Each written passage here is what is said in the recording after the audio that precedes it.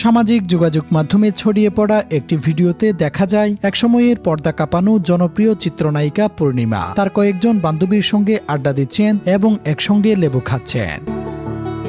ভিডিওটি প্রকাশের পর মুহূর্তের মধ্যেই নেটিজেনদের নজর কাড়ে। দীর্ঘদিন পর বন্ধুদের সঙ্গে মিলিত হয়ে আনন্দ আড্ডায় মেতে উঠতে দেখা যায় পূর্ণিমাকে। হাসি, গল্প আর স্মৃতিচারণে জমে ওঠে পুরো পরিবেশ।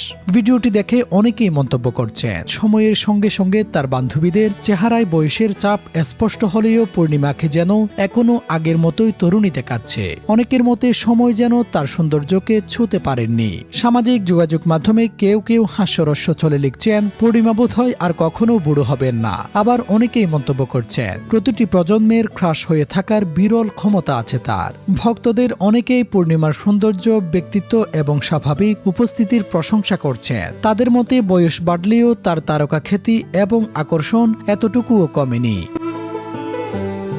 ভিডিওটি ইতিমধ্যেই হাজার হাজার মানুষের প্রতিক্রিয়া কুড়িয়েছে। আর মন্তব্যের ঘরে এখনও চলছে পূর্ণিমার সৌন্দর্য ও তারুণ্য নিয়ে নানা আলোচনা। দর্শক, আপনার কি মনে হয়, পূর্ণিমা কি এখনও বাংলাদেশের অন্যতম জনপ্রিয় ও চিরতরুণ নায়িকা? আপনার মতামত কমেন্ট করে জানাতে পারেন।